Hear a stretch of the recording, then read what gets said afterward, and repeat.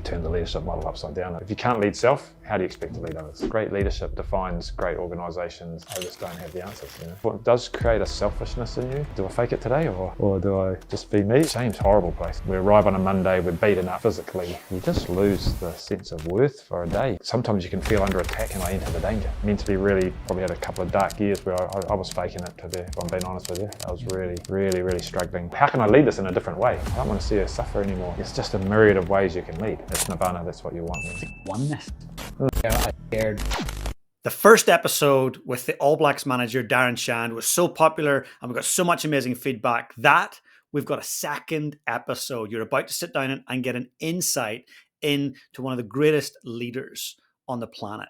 Darren's phenomenal at what he does. And today we're going to talk about vulnerability. We're going to talk about legacy and how the All Blacks have created legacy and how we can do that in our lives and also in the teams and organizations that we're a part of. So please sit back and enjoy the show. Darren, I want to say a huge welcome back. In our first episode, there was just so much gold. And I'm like, we can't capture this. It's going to be hours and hours and hours. We need to come back again and reconnect then. So I want to continue the conversation around your experience in the All Blacks. It's been 20 years as an All Blacks manager. Phenomenal. So in that time, obviously, naturally, we would expect things might change economically, things might change at a country level, at a cultural level. We all change in that time. But let's just focus in on leadership, because most of the listeners listen in because it's around building self-leadership, leading teams, leading on purpose.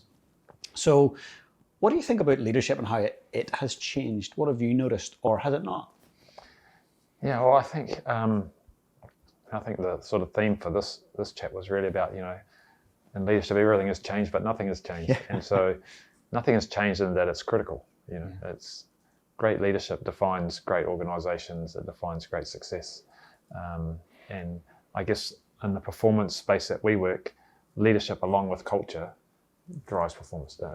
In my humble opinion, those two factors matter more than anything else, more than the technical and the tactical, and because the sense of brotherhood, connectiveness in our sport matters, and whether we all get along, and that under pressure we've got people that can lead and make great decisions. That sits at the absolute base of our whare. So I guess what I've noticed is when we started back in 2004, World Cups are our pinnacle event every 4 years. New Zealand won the first World Cup in 1987 and then went a long time before we got the next. And we also had a group of players that felt that playing for their Super Rugby team was more fun and better than playing for the All Blacks. That was the environment that we started with. So we really quickly identified that we needed to upweight the ability of our players to lead. And so we started on a very sort of theoretical basis, like leadership traditional, what the books say. Carnegie style. Yeah, and looked a lot at, personality profiling and who we are. But while that was great and it took us a certain way forward, it didn't actually address where we needed leadership, which was in the moment, on the field, under pressure. It actually took us another loss at a World Cup in 2007 to recognise that. And the most vivid memory I have of that particular match against France in the quarterfinal that we lost, raging hot favourites and lost the quarterfinal, was sitting on the bench. We were just pounding the French line in the second half to get a score. We couldn't, and I remember Richie McCaw, who was second-year captain, pretty new, looking across to the bench saying, I just don't have the answers, And in that moment, I didn't feel like it was his fault. I felt like, well, we've let you down. We haven't given you the tools that you need. So I think that really drove this whole concept of leadership being shared, and that the essence of it was our nirvana had to be with our leadership, that people could be, one, self-reliant, so they could self-lead. And that had to be the first stage.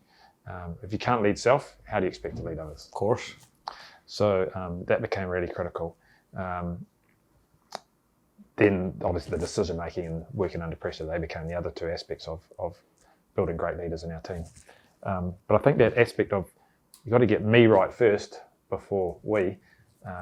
To me, it was almost the polar opposite of how I'd seen leadership. I always thought leadership was from the front, and it was loud, and it was told and directed. Yeah. And so I was like, actually, there's another way here, and I started to believe, probably in myself, that I could be a quiet, influential leader. That one-on-one conversations were more important in shaping and moving people than standing in front of everybody. I learned as the chief of operations that if everything flowed, I didn't need to talk, because the less I talked, the better, because then everything was working. Of course. So Now, it sounds simple when you're saying that, but to get to that point, that must have been challenging. yeah, well, it was, but it was like that became my challenge. It's like, well, how do I make all this happen without having to? How can I lead this in a different way? And how can I enable things to happen versus telling? And very quickly learned that it became about selling, not telling. And that sort of shaped my approach. And the more I did work on myself and did some individual profiling, found that was my effective style. So I was like, well, actually that can exist. There's lots of ways that you can lead, and it's just finding that. So that's why I go back to the statement around, in leadership, everything changes, nothing changes. When we look at great leaders, they tend to be people that were direct. If you go back in history, very much so. But I think the power now, and we still have a head coach who has to make most of the decisions, but what he says is actually a collective representation of a lot of people's ideas that have shared, and he's our voice for that. It's collaborative leadership. It's a collaborative leadership approach to it all, and the power of many outweighs the power of one every time. And sure, we have a senior leadership group of 4 of us, and sometimes we get to 2 all. I bet. And we got the greatest challenge. Yeah, then you've just got to, that's where the vulnerability and the knowing each other and the ability to take that conversation further can continue. 100%. That's leadership in its own right. And we go back to our previous episode when we talked about trust and respect, and then that independence of people knowing the roles. That's why the leadership team of 4, there can be agreement, disagreement, but in the end, it's about informing the person who has to make the decision. Yeah. And it's also then coming back to what's driving, what is the raison d'etre for this decision, what's it all about, and holding each other to account to that, and that's why it's so beautiful having a really strong vision and a really strong way of how we want to behave, because they're set in stone, like they're our 10 commandments, and it's very easy to say, oh, actually, no, sorry, this is what we're about. That's a me, and this is a we, and so I think that's been infinitely important for our leadership model and the way we've approached it, and the fact that one of the other great things I've really seen in terms of that is how we manage the leadership influence in a week, because if you think about, we're a Monday to Saturday organisation. We arrive on a Monday, we're beaten up physically. We then got to recover physically and then sort of re-energize ourselves to do another performance. So when you're beaten up, you can't do much physically, but you can use your mind. And what we do in terms of leadership influence, if we graph the leaders, the player leaders and the coaches, for example, over a week in terms of influence, at the start of the week, the coaches take most of the influence because they've done all the homework, done all the research, they've got all the data, and they create the strategy with the players, but they'll take all that information, this is what we see, what do you guys think, what do you want to add to it? And so they've got a very strong influence. Now, as the week progresses, as we get to the middle of the week, if we divided the week into 3, let's say the first part's about clarity. We can't do much physically, but we can get really clear about what we need to do strategically in terms of tactically. But then we've got to add a little bit of intensity because we've got to test the clarity at a level that it's going to be played at, And ultimately, when we get to the game, we've got to be accurate. So CIA becomes the way we... So in clarity, the leadership is very much about the coaches. And so they hold most of the leadership responsibility. The players are here, they're learning. But as the week goes, those paths cross. That's amazing. And so as more intensity is added and as the accuracy is added, that sits with the players because it's about what happens on the field. And so we step back. So yeah, I imagine that might. I don't tell the coaches this, but they have Friday, Saturday off really. The job is done. Oh yeah, no, but it is, and that's leadership in its own way, because it's allowing and knowing that they're the ones in the arena, Of course. and they've got to own it, and they've got to know it, and when we've chosen leadership groups in the past, people go, "How do you do it?" And I say, "Well, it's very easy. You just ask the player who will they turn to when things go, when the pressure's on." And that helps you define who that person is then. Yeah, it's not much more, isn't it? That's what leadership's about, isn't it? Yeah, of course. It's what people look to. Yeah, it's who when someone's talking and everyone looks and starts nodding, you know you've found your natural leader. Yeah, and it doesn't have to be loud. Some are, some aren't. There's lots of different ways, and that's what I love. And people can. There's just a myriad of ways you can lead. And that's what I've enjoyed, exploring that notion and seeing how. And actually, what I love now is actually empowering others to lead. If I look at my circumstances now with the team, where we've become a huge brand, so the whole commercial and the business side's just grown instrumentally, but I've still got the whole operational side. I've just had to trust my group on that, because I know it inside out, and I know they know it. So it's like, it's yours. Here's the rope. Go for it, And I've got to input into here, because this is going to have could be a real distractor for us, So it's fascinating to see that and watch people elevate and share your journeys with them in terms of how their style develops and how they become as leaders too. So that's what I've loved the most in here, is that it's an ever evolving sort of path that you're on. You never made it. Yeah, there's no destination in leadership. No, you just never, and you're constantly exposed to different ideas and new thoughts. And even just the other day, I was on YouTube having to read something for a meeting, and you know how it remembers what you read, and next thing this Stephen Sinnott thing popped up about the diffusion theory. Do you know about that? So talking about influence, if you're trying to influence culture and shift change, and how in a normal bell-shaped curve, that you have a group which are the early adopters, then you have a group in the middle who are unsure, and you have a group who you'll never shift. But he was just talking about how, as a leader, you put all your energy into the early adopters, because they'll become all your other leaders that will then influence the masses, And he calls that diffusion, like you diffuse their knowledge across everybody. And so, using their influence. And I think we have a leadership team of 7-8 players, and we know we're always going to need 4 or 5 of them on the field, because we need eyes all around the field. One person can't do it all, and that becomes I guess one of the sort of in words in sport is the spine, of the team, and they become your spine. And interestingly, we had a discussion as a coaching group and management group the other day about some of the talk on field, and we were talking about some moments in the match we just played last weekend where it was very tight and we were behind and then turned it around. And interestingly, everything that the coaches were sending as messages was already being translated by the players.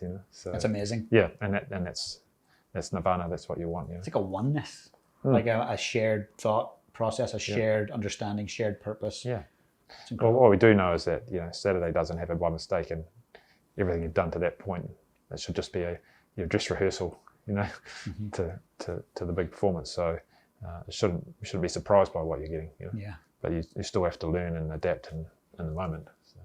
Going back to 2007, Richie's on the field. He's looking over at you guys, going, "I don't know the answer. I don't have all the answers. I don't know if I can shift things." Yeah. What I really was fascinated by was you saying, "I feel like we didn't equip him with the skill sets or the leadership support." Yeah. That takes a lot of ownership, a self-awareness, social awareness, situational awareness. You've got a lot of self-awareness. So you walk away from that going, "I need to level up me, but then I also need to equip the key decision makers on the field."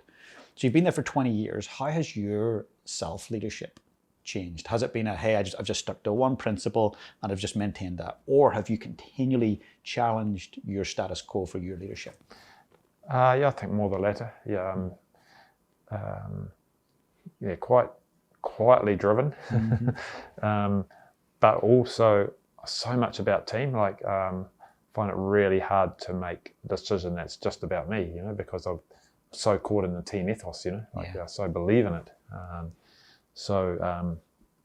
My drive's probably really been, because my remit's really wide. One thing I really struggled with was the whole notion that sometimes you can feel under attack when you have the that nothing's quite right, and it can become very personal, and I struggled with that, really struggled with that, that if something was raised in my area, I'd feel like personally responsible for it, in fact, and so that probably the last 3 years, just understanding that that's not the case, and that can I look at that through a different lens and say, well, that's actually about what the team needs me to do, not what it needs me specifically to do, but what does the team need here? And just depersonalizing the issues. That's been a life-changing move for me as a person, personally, in terms of leadership. And it's probably allowed me to lead better with others, knowing that they also feel that too, So like when the coach, if things don't work on field, it's actually, he's really feeling that, So how do I interact with him today, for example? Was this the right time, given he's probably dealing with that emotionally? Or so it's shaped a lot of how I sort of think and behave now. I also know the other big lesson that I've learned in that space would be around understanding the difference between task and relationship. In that often as leaders we get so stuck in what we've got to achieve that we just become so task oriented and we forget the relational aspect of the people we work with. And so again, that's really shifted my thinking around how, when I bring my group together, how we engage, got a whole lot of people that are box tickers and are just so determined to get all that done. So task driven, but it's like, actually, how are we going? We're doing this through people and with people, right? Yeah. And how are we getting on? How are we feeling things? What's tomorrow looking like? Just bringing it back to the people versus the process, I think has been a amazing learning, and you see the value in that because others see that a lot more than they see all the boxes ticked. Of course. You know what I mean? And they see the influence of that a lot more, and they feel it a lot more, and the trust grows and it grows and it grows, and suddenly people are coming to you with things that they would never have in the past because there's that, this guy's got me. I know if we talk, there'll be a shift here, there'll be movement here. So they would be probably a couple of the biggest lessons I think I've learned. And I think off the back of that came that whole notion that we always have a certain lens that we look through, but keep challenging myself to look at the other lens first, like listen first and try and take myself away from my perspective. How do you do that? Just listen. Yeah. I've become a really good, like a lot of people say to me, they'll talk for quite a bit and they go, I'm sorry for venting. I say, hey, I love people venting because I love listening, and because I hear a lot, and I'll just let it. It doesn't impact me personally anymore. It's just, I'm just hearing it, and I'm hearing so what is it. Observer. Yeah. That's amazing. Yeah, I like that. But then I can pretty quickly come, because of experience, I can pretty quickly come to, I can see the issue here, and I got taught quite early that it's about, yes, if you find being able to define and see all the issues, but then it's the guy that can find the solutions that really matters, the person that can execute under pressure, which was what Richie was struggling with. He just couldn't, he could see all the issues, but didn't have the solutions back in that time. So, we turned the leadership model upside down at that stage and said, hey, we're too theoretical here. We've got to find what is the critical ingredient here is people under pressure, understanding what that's like, and we're really fortunate to get Kerry Evans doing some work with us at that stage. It was a forensic psych who presented a beautiful model of how we react under pressure, fight, flight or freeze. And gosh, suddenly it's like, okay, well that makes sense. It's just about where my attention is. Yeah. So if I'm under pressure, I'm either diverted or I'm not. If I'm not diverted, I'm on task. Fine. If I am diverted, problem. Yeah. So it's like, it's so simple, That's what the brain does. Of course. And so then the skill became, okay, how do we know in the game that there's periods where we're going to have our attention diverted, but the skill will be how fast can I return to the process? Because you will get diverted. It's not that you can't ever prevent that. No, you can't. But it's the time between being... The recovery. And aware, the actual awareness, I'm diverted. Because some people aren't aware. No. So the awareness and then the recovery. But then if your leaders can understand the people and see, he is diverted, how do I bring him back? Yes. And some beautiful stuff. Some players develop their own cues. Like I remember Brad Thorne, who played for us for a long period, who was, just a physical beast, but he'd what he used to do to get himself out of that space, he'd get a water bottle and just tip it on himself, even if it was a cold day. Break the pattern. It was just a ritual that he did to say, hey, come on, I'm hot here. I've got to come back to where I need to be. You know? That's amazing. Richie said to me, he always knew if he was in that space, he looked where he was looking, and if he was looking down, but as soon as he looked up, it's like, oh, okay, no, I can see. You know, it's crazy, but how simple. How simple, yeah. And that those sort of, I guess, those understandings of yourself in terms of how you lead become. You know, I know myself. I walk into a room and people are looking at me in terms of what temperature's Darren today. Yeah. You know, what's his mood? Like they're just assessing me constantly. You know, and so, do I fake it today, or or do I just be me, or So it's a test every day. 100%. And over the years, have you committed to certain things that have helped to grow your leadership, whether it's reading or mentorship or people that have guided you? Yeah, I've had a real mixture of things. Some reading, some great books. The Four Agreements was one book that particularly really PK'd a change for me, just in terms of behaviour. The Four Agreements are about speaking your word, not taking things personally, being the best you every day, and never making assumptions. You just make those agreements with yourself, and it comes from Mexican history. I think the Toltec people. It was simple, and I was like, wow, I really, the depersonalization was so good. And sometimes the leader, so much, but you've got to hold your word. There's times you just got to be careful, clever. So it just resonated with me so much. I worked with a leadership coach who had no idea about rugby whatsoever. Which is a great thing, right? A great thing, yeah. He was a business lecturer, and I used to take case studies to him and say, I've got this problem, and we'd sit and talk for an hour or two, and he'd never give me the answer, but he'd ask lots of questions, and I'd find the path eventually, But it was great, just, having those, I'm dealing with this person, this is a problem, how do I do it? And I've now been able to do that to others, and help them with the same challenges, in sports. I've had a couple of people, in high performance sport who've said, I've got this issue, and we've just sat and talked it through, created a situation that they can drive themselves to move someone and move a behaviour. And yeah, it's very cool to know that. But yeah, as I said earlier, the big influence of Jim Collins, Patrick Lencioni, particularly in the Four Agreements, those are probably my stables, that I love it. I've kept coming back to, and but always like exploring around the edges of what others say as well. That's incredible. I'll let Patrick know. So Patrick and I kind of duke it out every week on the podcast charts. Yes. And I love what he says. Is it the 5 Dysfunctions of Team? That's it, yeah. Brilliant book. Yeah. Absolutely outstanding. Yeah. He's good at what he does. Yeah, and so much in that book that's so rich, around one of the cues he used to use, you talk about having courage in conversations, when we were talking about when I started with Sir Graham Henry and how scared of him, Yeah. And how do I break an issue with Ted? And one of the Lencioni sayings was, can I enter the danger? And I used to always go and ask, Graham, can I enter the danger? And a little smirk would come on his face, It was a beautiful icebreaker. 100%. It's seeking permission. Yeah, showing seeking permission, respect. but also taking away the personalisation. Yeah. It's just like, there's a problem. Can we work together on this? I love that. And the whole notion of artificial harmony, like I can just feel it now. Like I'm like, no, this is wrong. Like we've got to bring this back. Let's get some vulnerability and let's get some real openness in this conversation. Otherwise, you're just telling me. It's all cognitive all up here. Yeah.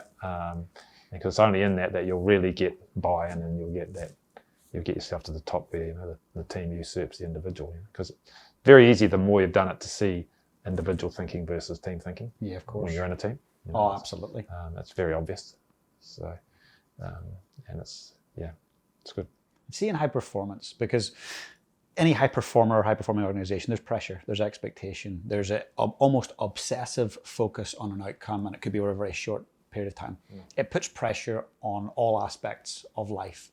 What have been some of your greatest challenges on field or off field in life with your role? Family life's been tough. Yeah, been really tough.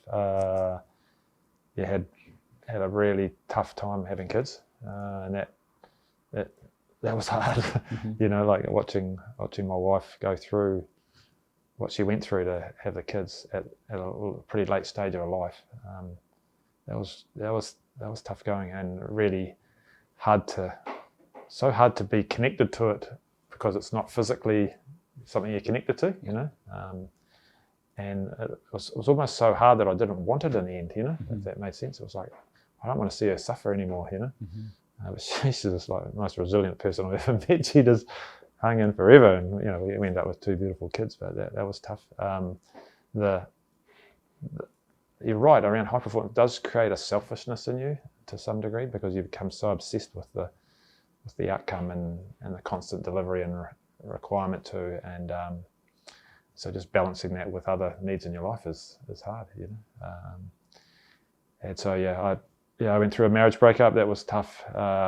Mentally, really, probably had a couple of dark years where I was faking it. If I'm being honest with you, I was really, really, really struggling. I was really unhappy, and I couldn't hide it. You know, as much as I tried, I just couldn't hide it.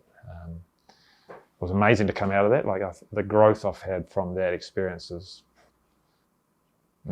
amazing. Like really, just in the last 2 years, what people have said in terms of energy and what I am and how I am, it's been amazing. You know, really, really sad to have finished a pretty long marriage, but in the end, we only have ourselves, you know. Right. And if there's joy, there's happiness, you're just a better person for it.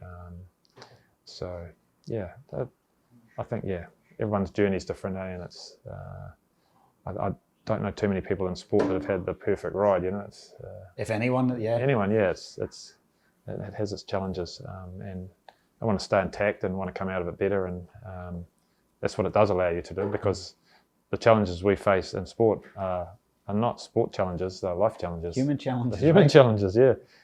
And coming out of it, if you don't mind me asking, like, I really appreciate your openness and courage and vulnerability to share that, because, you know, personally, I've been through a marriage separation as well, and I don't think anybody does that in a smooth fashion. There's always challenges and speed bumps, but the coming out of it and getting back to the light rather than the darkness, I mean, that's truly the goal there. Do you have anything that you would be willing to share in terms of, you know, these things helped me actually move forward and come out of the darkness and into the light? Yeah, I think there was probably a lot of things, like, you just lose the sense of worth for a day, you know. It's like, darkness is horrible. Like, I don't know, I've been such a motivated person for so long, you know, like I just overreact, probably not ADD, but, you know, I'm just super active with sport and maybe do everything to the extreme, you know. And suddenly then the desire to do that stopped, you know. I was like, wow, I've lost who I am, you know, what I love. And so I had to reconnect with, COVID was actually quite good in a way, because I was stuck at home, and we were lucky because we lived out near the coast, so you could just get out and walk, and it was, I don't know, spiritual in a way, you know, because you felt like contained, but you could get out, and despite all the fact that there was an epidemic on in the world, you could sort of be free, you know. So that was, sometimes just when you stop, it helps, you know. And so even in a sort of, you know, I got a bit of help with depression, and people sort of talked me through models and behavioural models, and that was good to a point. It just helped me think and reflect on things and sort of come to where I needed to be. I think it all started with shame, you know, and me understanding how I feel, you know, I couldn't articulate that early in sessions with people, how I felt. I just didn't understand feelings, you know. And then I went to that place of shame. Shame's a horrible place, you know. I kind of climbed out of it into guilt, which is not so bad, but it's still not great. Yeah. So then you move past that, and it's great, you know. Yeah. So that was kind of the journey that I took to sort of get myself out of that, and just I think, and then probably, you know, at the beginning of this year, sort of being told that I wouldn't continue, I was so at peace with it, you know. I was so, like, I'm really happy about that. Like, I'm so grateful for what I've done, whatever legacy I've left, that I'll leave this place better. That, you know, people say there'll be big shoes to fill, but that's cool. Like, it has to be. Like, that's what the All Blacks demand, you know. You've done your job. I've done my job, yeah. But I feel at peace with it, and I want the next person to do better, you know. Like, I want to sit back and go, wow, they're doing some great things. I could never have imagined that, you know. And that'll be where the delight comes. So, but knowing that you've, you know, sort of set a platform for success for someone else, that's become good. And I think in personal life, that's become it too. You know, I'm reflective on what's happened, and I know I'm way better for it. You know, I can see it, and reconnected with all these people that I let go that were good to me, and I just got lost, I think, I got 100%. So lost in work and the busyness of life, and you get into that, that rat race of just, kids, work, sleep, kids, work, sleep, and you just lose yourself. And I think I've always had a little bit of a selfish instinct that I know I've got to look after myself, and now I used to feel guilty about that, whereas now I feel actually, no, it's essential for me. Like I have to have that, but I need other aspects equally as much too. But I know I have to have that, because that, half an hour out running in the hills makes me a better person than not. So, or whatever it might be. Just get more joy from the simple things, I think. So. Comes back to simplifying everything again, right? Yeah, it does. Yeah, the old onion. 100%. Yeah. And I get that too. Back in my drumming days, everything was all about the World Championships. We had 11 months to build up to every year, and all my decisions were based around that. And so all my friends were involved in it. All my decisions were driven by it.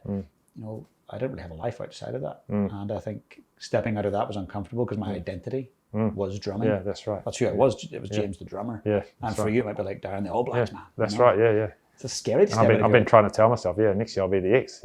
There you go. No, that's cool. I'm happy with that. Like I'm like, well, but what can I be? Like that's where I've got to now. I'm not afraid of it now. Like I'm actually really excited about it. I'm like, wow, what a chance, like chance to redefine yourself. Yeah. How good. And that's a total perception shift. Yeah. Because you could look at this as, oh my God, this is the end. Yeah. Like, what do I do? But now you're like, oh my goodness, where do I start? And the more I talk and the more I connect, and I'm like, oh wow, opportunity. Oh, too many now. Like, which one? And what am I? What do I want to be? Well, I know there's going to be people listening now. There's people from all different backgrounds and watching, and some of them will be running large multinationals, and they'll be looking and going, oh, how do we get that guy to come and connect with us and support us? So I imagine there will be a large demand on your time from amazing corporates, multinationals, other, I'm sure, sports teams and whatnot. So I don't think you're going to struggle with your skill set, your heart set, your mindset. You're going to thrive. It's incredible. Yeah, no, it's great to have like age is irrelevant, isn't it, really now? And it's like the one thing of being in this group has kept me very young, like I've been working with kids for 25 years, and I started as one of them, and now now I've got kids in there whose dads I work with, so you're like a father figure in there. Yeah, right? no, I don't feel like that. But it's good that you can still, it's a little harder to keep that connection than it was, because you naturally tend to get probably more of a parent. I've been a parent now too, so it's you look at it differently, Of course. But yeah, it's a great place to work with people and see them succeed, and that's the joy, is having some of those former guys come back into our environment, just seeing the human beings they are. Like it's so like wow, you just sit there feel like content, watching them, listening to them speak, and hearing how you've been part of their journey and helped shape some of that thinking, and that's really powerful, that you can, and that you have that. Despite, and interestingly, even some players who had real up and down careers and maybe behavioural issues and personal issues that you've been there for, something out of the game that stays, that never goes, irrespective of what happened back then. That's what I love about the game. It's terrific in that sense, We ran into a player the other day who was just a nightmare to deal with it. We just had a laugh and a giggle, and it was great, and it was respect, Yeah. It's interesting. I read something recently that Aaron Smith and Dan Carter had said about you, and it was just amazing because they understood that you were, departing after the World Cup, and they just wanted to share their 2 cents. Yeah. And I thought, wow, like the words that they shared, what you contributed to the team, to them personally, and it was very moving stuff, really. Yeah. It's good to have some influence when you can, and I guess that's I'm a driven. I just know I'm a driven. I'm kind of that, and when I think back about the shame and the guilt, I've always felt I've never made it. Everything I've done, I look back and I look at my early sporting career, and I, at a very young age, made a New Zealand hockey team. When I was at school, and a year later I retired. Because I just couldn't cope. Ski instructing, got to a certain level, couldn't nail the final exams. Unfulfilled. Yet I was actually really good. I was good. Same, I was good at hockey too, but. And so this has probably been the first job where I've almost felt fulfilled, like I've actually I couldn't have achieved any more, you know. But there's still that want for more, you know. That's the thing. It's like there's still other mountains out there that haven't been charted, or other journeys to be had. So that becomes the driver for the leadership growth still, you know. That's beautiful. I see this high performance hunger, and I think that's that. Hey, there's always a bit more. But when you do look at what you've done from an All Black career, anybody on the outside looking in would be like, you literally couldn't achieve any more. This is amazing. It's world class. It's amazing how many people in that space, though, you know, cross paths with lots of athletes and stuff that have been successful. A lot of them think that way, though. Like it's really hard because it's your normal. Yeah. You know, but it's very abnormal for, you know, because we're ordinary people doing extraordinary things in the eyes of a lot of other people. That's right. Yet I just think they're ordinary things. You know, this is your thing. I just turn up for work and I do the best I can. You know, that's what I do, and I've always treated it that way. I've always seen it as a job first. You know, great humility. So, well, just that's what it is. Yeah, that's what I'm paid to do. You know? I love it. Turn up there and deliver. That's what I got to do. So, that's so good. Yeah. Well, Darren, I just want to say a huge thank you, and for the viewers and listeners, something exciting. It's a trilogy. There's going to be one more episode. Oh, I'm so grateful that you created this space for us. But I just want to say a huge thank you for today's episode. All good. Thanks, awesome. James. Thank you. Hey guys, if you enjoyed the content today, please smash that subscribe button below. And if you want to become part of my community, I've got an amazing free Facebook group. Please come and join us. The link is in the description below. And also, if you've got any questions about today's session, I'd love to know. Just comment below and I'll be sure to get back to you guys. Have the most amazing day.